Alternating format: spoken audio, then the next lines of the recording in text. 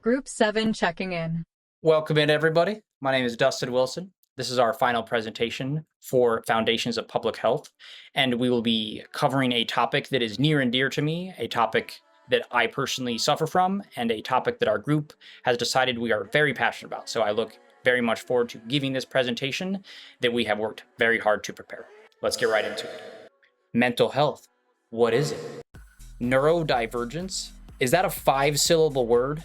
Anything past 4 syllables is way too complex for me to handle. Just kidding. These are my jokes. Now let's get into the serious stuff. Neurodivergence. What this word describes is any person's brain that doesn't function like normal people's brains. It's a non-medical term because it is basically just describing any type of difference in how people's brains works.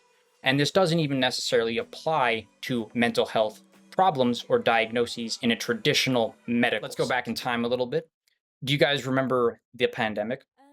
We all do remember the pandemic. It was very stressful times for everyone. It led to a significant amount of social isolation, which, if you were not aware, social isolation to a significant degree has been used throughout history as a torture tactic to quickly deteriorate mental and physical health to a significant degree.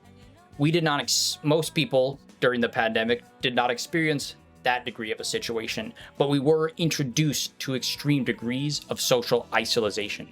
During this time period, the author Jen Twenge, representing the American Psychological Association, wrote an article in 2019 using high quality and very good data from studies done on surveys asking adolescents how their mental health was, or how it has changed due to the pandemic.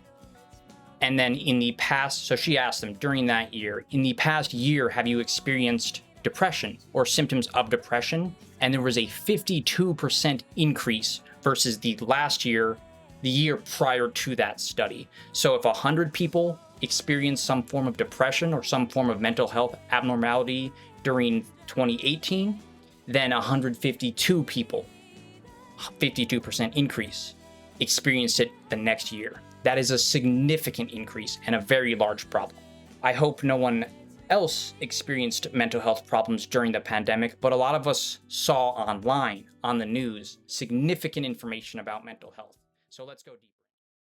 There are a myriad of mental health disorders that people can suffer from and become diagnosed with and be treated for, or not be treated for, such as the more common ones that you may have heard of these before: depression, ADHD, attention deficit hyperactivity disorder, that's me, formerly known as ADD, attention deficit disorder, prior to the DSM-5. Then it gets into the more complex and severe forms of mental health disorders, such as full-on delusions, hallucinations,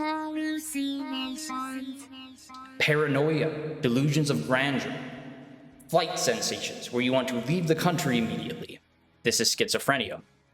There are also even more complex diseases, cotard delusions, the full-on belief that you are a dead person walking amongst living people, the zombie disease, a medically diagnosable condition.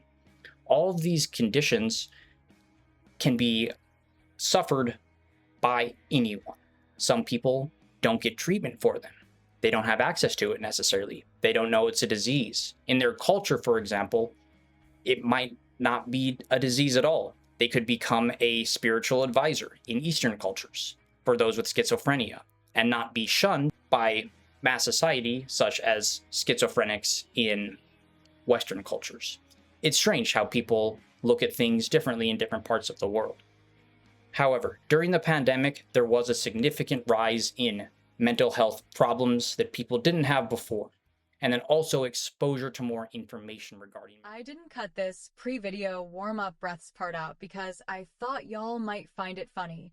Prepare for the conclusion of Group 7's final presentation. Due to the increase in mental health diagnoses that either didn't exist prior to the pandemic or that were worsened during the pandemic due to issues related to the pandemic, and the information surge regarding mental health during the pandemic that became available to researchers in the topic, epidemiology, CDC, APA. All these organizations, hopefully, will see have been problems with mental health that are not currently addressed or have been previously addressed by certain things. Some people, if they can't afford their medication for their schizophrenia, they might not be able to take it. A homeless person may not be able to afford a medication for their entire life, depending on where they live in the world, and be untreated for schizophrenia for their entire life. Why are resources not available to them? Why? It's unfortunate.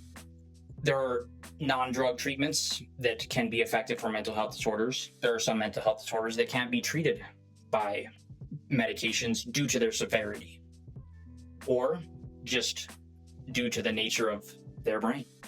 We will learn a lot more things, but I think this pandemic has shown us that mental health is a complex issue that is not currently